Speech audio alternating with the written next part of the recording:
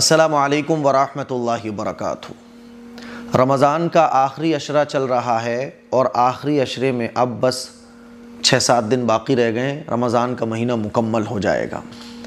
ایک حدیث جس کو سن کر ڈر لگتا ہے، رونا آ جاتا ہے، اپنی آخرت کی فکر ہونے لگتی ہے، وہ حدیث میں آپ لوگوں کو سنانے جا رہا ہوں۔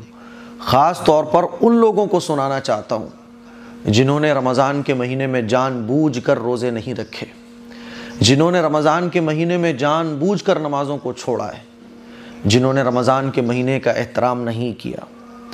ابھی بھی آپ نکل جاؤ تو سڑکوں پر رمضان کے مہینے میں کھلم کھلا کھانے پینے والے آپ کو بہت آسانی کے ساتھ نظر آ جائیں گے۔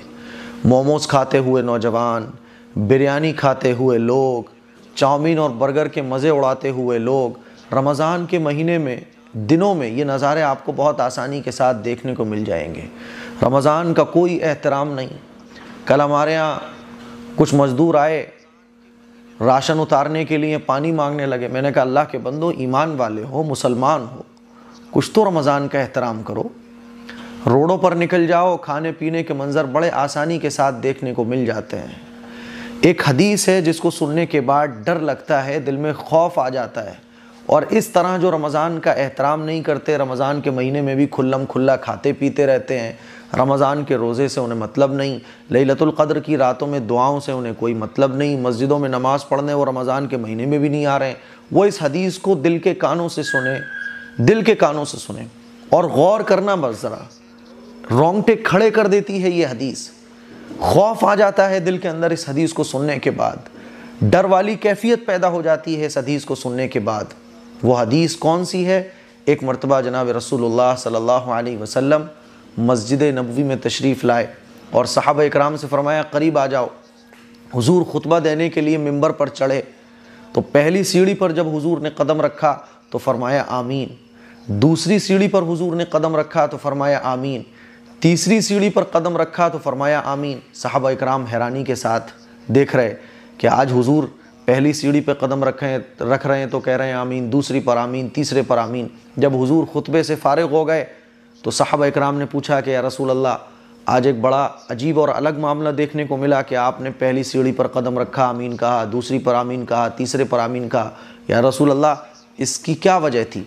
تو حضور اکرم صلی اللہ علیہ وسلم نے جو وجہ بیان فرمائی وہ رلا دیتی ہے۔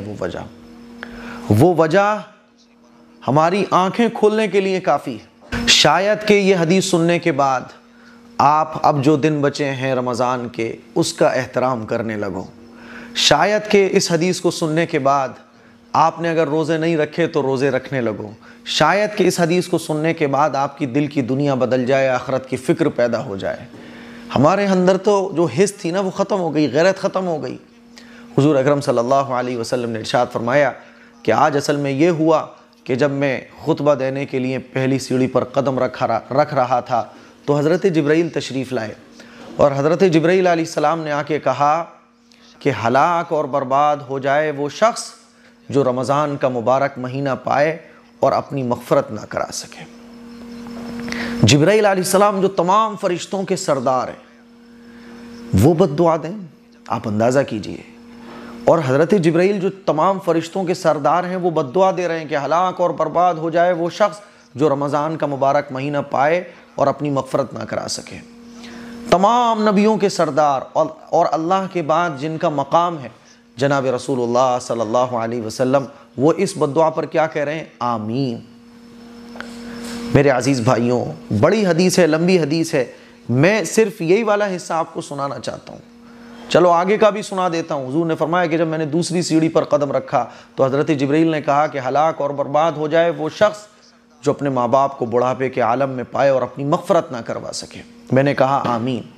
تیسری سیڑھی پر جب میں نے قدم رکھا تو حضرت جبرائیل نے کہا ہلاک اور برباد ہو جائے وہ شخص جو آپ کا نام سنے اور درود شریف نہ پڑھے۔ میں نے کہا آمین۔ مجھے پہلا پوائنٹ آپ کو سمجھانا ہے کہ حضرت جبرائیل نے کیا کہا کہ ہلاک اور برباد ہو جائے وہ شخص جو رمضان کا مبارک مہینہ پائے اور اپنی مغفرت نہ کرا سکے۔ مجھے آپ بتاؤ کہ جو رمضان کے مہینے میں روزے چھوڑ رہا ہے جان بوجھ کر، کیا اس کو یہ بد دعا نہیں لگ رہی؟ جو رمضان کے مہینے میں رمضان کا احترام نہیں کر رہا، اس کو احساس نہیں ہے کہ میں رمضان کے روزے چھوڑ رہا ہوں، رمضان کی بے حرمتی کر رہا ہوں، میں کتنا بڑا مجرم ہوں، احساس نہیں ہے۔ تبھی تو وہ کھلم کھلا کھا پی رہا ہے، تبھی تو وہ کھلم کھلا رمضان کے مہینے میں پانی پی رہا ہے، سب کے سامنے کھا پی رہا ہے، اسے کوئی شرم اور غیرت نہیں ہے۔ مجھے بتاؤ یہ بد دعا کیا اسے نہیں لگے گی؟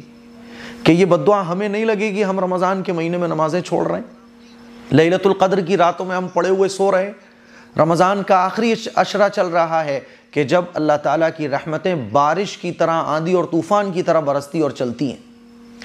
اللہ تعالیٰ رمضان کے مہینے میں بہانے لیتا ہے بس کہ بندہ ایک بہانہ دے دے اور میں اس کی مغفرت کر دوں۔ اگر وہ بہانہ بھی ہم اپنے نام اعمال میں نہ درج کروا سکیں، ہم رمضان کے مہینے میں کھاتے پیتے رہیں، نمازیں چھوڑتے رہیں، الوداع آئے گا تو نماز پڑھنے مسجد میں جائیں گے بس، اب باقی 5 وقتی کی نمازوں سے ہمیں مطلب نہیں، فجر سے مطلب نہیں، ظہر سے مطلب نہیں، الوداع والے دن آپ دیکھیے کہ مسجدیں فل ہو جائیں گی۔ اتنی بڑی تعداد مسلمانوں کی کہاں سے آ جاتی ہے پھر؟ مجھے بتاؤ کہ یہ بد دعا نہیں لگے گی؟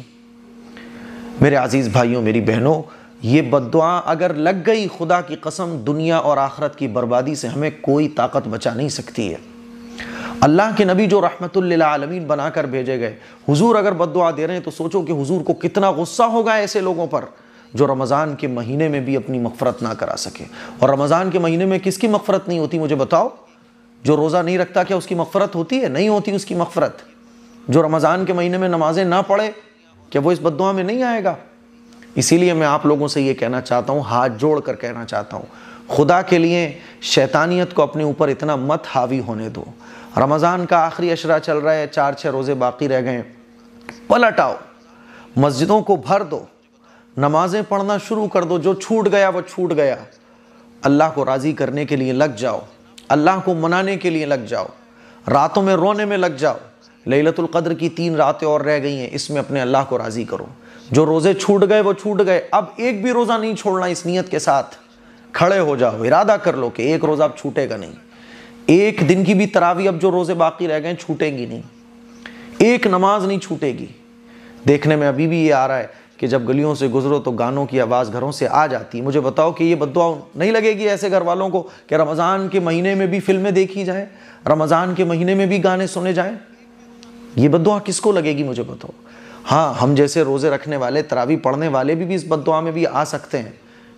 اسی لیے اللہ سے گڑ گڑا کر توبہ استغفار کی جائے کہ اللہ جیسی عبادت کا حق تھا ویسا ہمیں حق ادا نہ کر سکے، جیسے روزوں کا حق تھا ویسا ہم حق ادا نہ کر سکے، یا اللہ رمضان کا حق ہم سے ادا نہ ہو سکا، لیکن اللہ ٹوٹا پھوٹا جو بھی کچھ کیا سب تیرا فضل ہے، تو اپنی شان کے مطابق ہمیں قبول فرما۔ میرے عزیز بھائیوں، میری بہنوں، یہ حدیث دل کے کانوں سے سن کر اب جو باقی روزے بچے ہیں، خدا کے لیے رمضان کا احترام سر پر رکھ لو اپنے کہ انشاءاللہ رمضان کے احترام میں ایک بھی ہم رائی کے دانے کے برابر کوئی فرق نہیں آنے دیں گے۔ اب جو روزے باقی رہ گئے، ایک روزہ نہیں چھوڑیں گے، تراویح نہیں چھوڑیں گے، تاکہ ہم سب نبی کی اس بد دعا سے بچ سکیں۔ ورنہ خدا کی قسم سب سے بڑا بد نصیب وہ ہے، سب سے بڑا بدقسمت وہ ہے جس کو یہ بد دعا لگ جائے۔ اللہ تعالیٰ اس بد دعا سے ہم سب کی حفاظت فرمائے۔ السلام علیکم ورحمۃ اللہ وبرکاتہ۔